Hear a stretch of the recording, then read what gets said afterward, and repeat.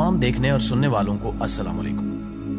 नाज़रीन ग्रामी, अरबों के मुतल्लिक ये बात तो आप सभी जानते हैं कि कबल अज़ इस्लाम ज़माने जाहिलियत में अरब बुतों को अपना खुदा समझते थे और इनकी पूजा करते थे।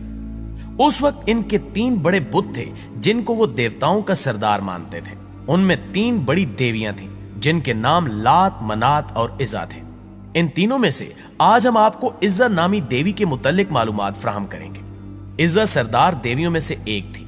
मक्का और ताइफ के दरमियानी रास्ते में वादी नखला है और वादी नखला में ही इज़्ज़ा का मंदिर था।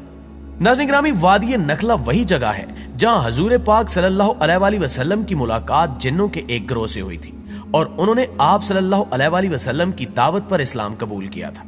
कुरैश और दूसरे कबाइल वादी नखला में मजहबी रसूमात पूरी करने के लिए आते थे। इसी इज़्ज़ा देवी के मंदिर में तमाम लोग इज़्ज़ा देवी के लिए जानवरों की कुर्बानी भी करते थे और इस मंदिर में चढ़ावे भी चढ़ाते थे। बाकी तमाम बुतों की निस्बत इज़्ज़ा की बहुत ज्यादा इज्जत और तकरीम की जाती थी। अगरचे उस जमाने में बुतों के मंदिर अरब में दूर दराज मकामात पर वाक़े थे, लेकिन इन मंदिरों के बड़े बुतों के नाम वाले बुत खाना काबा में भी रखे गए थे। रिवायात से पता चलता है कि इज़्ज़ा देवी एक शैतान औरत थी और इसकी रिहाइश वादी नखला में पाए जाने वाले एक 3 झाऊ के दरख्त पर थी। इसके अंदर चूंकि शैतानी ताकतें मौजूद थीं, तो इन्हीं के बल पर वो इज़्ज़ा देवी के बुत से आवाजें निकालती थी, जिनको अरब कबाइल सुनकर इसके अंदर की कुव्वतों पर एतकाद रखते थे और इस देवी की ताजीम बजा लाते थे।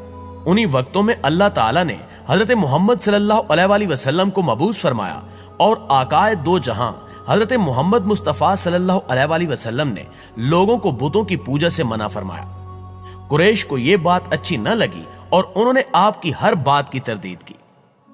फतह मक्का के वक्त हजूर अकरम सल्लल्लाहु अलैहि वसल्लम ने खाना काबा में मौजूद तमाम बुतों को तोड़ दिया, लेकिन इज़्ज़ा देवी के मंदिर में मौजूद बुत उस वक्त तक वहां सलामत था और इसके मानने वाले अकीदतमंद इसकी पूजा उसी जोरों शोर से कर रहे थे। चुनांचे इज़्ज़ा देवी के बुत को तोड़ने के लिए हजरत मोहम्मद सल्लल्लाहु अलैहि वसल्लम ने हजरत खालिद बिन वलीद रजी अल्लाह ताला अन्हो को, जिनको सैफुल्लाह का खिताब दिया जाता है, मुंतखब किया। हजरत खालिद बिन वलीद रजी अल्लाह ताला अन्हो 30 घुड़सवारों के हमरा वादी नखला की तरफ रवाना हुए। हजरत खालिद बिन वलीद रजी अल्लाह ताला अन्हो इस्लाम के सबसे बड़े सिपह सालार की हैसियत से भी मशहूर है। नाज़रीन ग्रामी, हजरत खालिद बिन वलीद रजी अल्लाह ताला अन्हो ने 125 जंगों में हिस्सा लिया और किसी एक जंग में भी शिकस्त नहीं खाई। ये हजरत खालिद बिन वलीद रजी अल्लाह ताला अन्हो ही थे जिन्होंने कैसरो किसरा जैसी बड़ी सल्तनतों को तबाह करके मदीना जैसी छोटी रियासत को आलमी रियासत का दर्जा दिया। हजरत खालिद बिन वलीद रजी अल्लाह ताला अन्हो की बहादुरी और कायदाना सलाहियतों की वजह से इन्हें ना सिर्फ इस्लामी तारीख में एक बुलंद मुकाम हासिल है, बल्कि आप रजी अल्लाह ताला अन्हो को आलमी तारीख में भी सफ़े अव्वल के सिपह सालारों में शुमार किया जाता है। हजरत मोहम्मद सल्लल्लाहु अलैहि वसल्लम ने जंगे मोता में हजरत खालिद बिन वलीद रजी अल्लाह ताला अन्हो की बेमिसाल बहादुरी के जौहर देखे तो आप सल्लल्लाहु अलैहि वसल्लम ने हजरत खालिद बिन वलीद रजी अल्लाह ताला अन्हो को सैफुल्लाह का खिताब दिया। यानी हजरत खालिद बिन वलीद रजी अल्लाह ताला अन्हो अल्लाह की तलवार के नाम से मकबूल हुए। दोस्तों, अब की बार हजरत खालिद बिन वलीद रजी अल्लाह ताला अन्हो का मुकाबला कैसरो किसरा की अजीम फौजों से नहीं था और न ही इस दफा आप रजी अल्लाह ताला अन्हो के मद्दे मुकाबिल कुरैश या अरब के दूसरे कबाइल के जरी जवान थे, बल्कि इस बार हजरत खालिद बिन वलीद रजी अल्लाह ताला अन्हो जिस कुव्वत से बरसरे पैकार होने जा रहे थे, उस शैतानी कुव्वत की हकीकत सिर्फ अल्लाह अज़्ज़ व जल या उसके हबीब हजरत मोहम्मद सल्लल्लाहु अलैहि वसल्लम ही जानते थे। फतह मक्का से कुछ रोज बाद 25 रमजान को हजरत मोहम्मद मुस्तफा सल्लल्लाहु अलैहि वसल्लम ने हजरत खालिद बिन वलीद रजी अल्लाह ताला अन्हो से फरमाया कि वो वादी नखला की तरफ जाएं और उसके अंदर मौजूद 3 झाऊ वाले दरख्त का रुख करें। जब वो 3 झाऊ वाले दरख्त पा लें तो उनमें से पहले 3 झाऊ वाले दरख्त को काट दें। दोस्तों, झाऊ से मुराद ऐसा दरख्त है जो खुद रूह होता है। इसको इंग्लिश में टैमरिस कहते हैं। यह किसी भी जगह बिना आबियारी के खुद ब खुद उगने लगता है। तो हजरत खालिद बिन वलीद रजी अल्लाह ताला अन्हो ने आकाए दो जहां सल्लल्लाहु अलैहि वसल्लम के हुक्म के मुताबिक वादी नखला की तरफ रखते सफर बांधा और वहां 3 झाऊ वाले दरख्तों को तलाश करके उनमें से पहले 3 झाऊ वाले दरख्त को काट डाला। जब हजरत खालिद बिन वलीद रजी अल्लाह ताला अन्हो इस अमल को अंजाम देने के बाद वापस आकाए दो जहां सल्लल्लाहु अलैहि वसल्लम की खिदमत अक़दस में तशरीफ लाए तो आप सल्लल्लाहु अलैहि वसल्लम ने पूछा, जब तूने उस दरख्त को काटा तो क्या तुम्हें कुछ दिखाई दिया था या कोई ऐसी बात हुई थी जो तुम्हें गैर मामूली महसूस हुई? इसके जवाब में हजरत खालिद बिन वलीद रजी अल्लाह ताला अन्हु ने अर्ज किया कि नहीं सरकार, मुझे वहां कुछ भी अजीब या गैर मामूली महसूस नहीं हुआ। इस पर अल्लाह के हबीब सल्लल्लाहु अलैहि वसल्लम ने फरमाया, तो तुम वापस जाओ और वादी नखला के 3 जौ वाले दरख्त में से दूसरा दरख्त भी काट डालो। हजरत खालिद बिन वलीद ने हजूर अकरम सल्लल्लाहु अलैहि वसल्लम के हुक्म की तामील करते हुए वादी नखला के 3 जौ वाले दूसरे दरख्त को भी जमीन बुर्द कर दिया। वापस जब खिदमत अक़दस सल्लल्लाहु अलैहि वसल्लम पे पहुंचे तो आकाए दो जहां सल्लल्लाहु अलैहि वसल्लम ने फिर से वही सवाल दोहराया कि ए खालिद, क्या दूसरे दरख्त को काटने पर तुझे कोई आवाज आई या तुमने कुछ गैर मामूली देखा? नाज़रीन गिरामी, इस बार भी हजरत खालिद बिन वलीद रजी अल्लाह ताला अन्हु ने नफी में ही जवाब दिया। इस जवाब को सुनकर आकाए दो जहां सल्लल्लाहु अलैहि वसल्लम ने फरमाया कि वापस जाओ और तीसरे 3 जौ वाले दरख्त को भी काट डालो।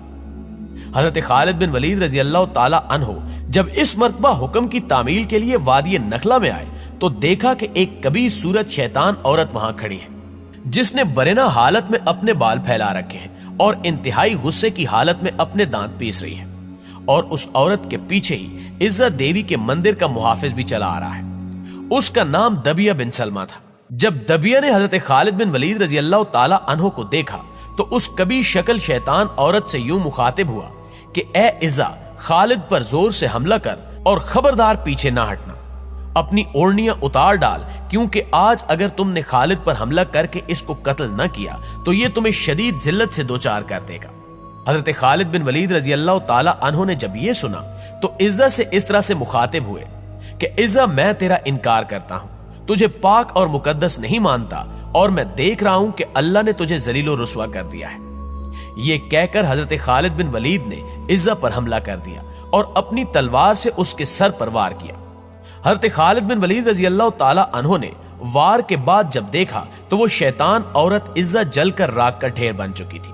उसको कैफरे किरदार तक पहुंचाने के बाद हजरत खालिद बिन वलीद ने उसकी रिहाइश वाले 3 जौ के दरख्त को भी काट डाला और इज्जत देवी के मंदिर के मुहाफिज दबिया इब्ने सलमा को भी कत्ल कर दिया और इस बुराई को हमेशा हमेशा के लिए जड़ से उखाड़ फेंका। इसके बाद जब हजरत खालिद बिन वलीद रजी अल्लाह ताला अन्हु आकाए दो जहां की खिदमत में हाजिर हुए और ये सारा वाकया आप सल्लल्लाहु अलैहि वसल्लम के सामने बयान किया तो आप सल्लल्लाहु अलैहि वसल्लम ने इस वाक़े को सुनने के बाद फरमाया कि ए खालिद, ये इज्जा थी, अब आइंदा अरबों में इज्जा ना होगी और ना ही इज्जा की इबादत की जाएगी। नाज़रीन गिरामी, वो दिन था और आज का दिन है। उस वक्त से लेकर आज तक अरबों में सबसे ज्यादा लायके ताजीम समझी जाने वाली इज्जा का कोई नाम लेवा भी बाकी नहीं है। वैसे तो इस वाक़े का जिक्र इस्लामी तारीख की बहुत सी कुतब में दर्ज है, लेकिन हमने ये वाक़या आप तक पहुंचाने के लिए तारीखी किताब बलूगुल अदब की जिल्द सोम का सहारा लिया है। ये किताब इंटरनेट पर मौजूद है, जिसे आप डाउनलोड करके ये सारा वाक़या खुद भी पढ़ सकते हैं। जी तो मुअज़्ज़िज़ दोस्तों, ये थी हमारी आज की वीडियो कैसी लगी कमेंट करके हमें जरूर बताइएगा। इंशाअल्लाह आपसे मुलाकात होती है अगली वीडियो में। तब तक अपना और अपने प्यारों का ढेर सारा ख्याल रखिएगा। अल्लाह नेगेबान।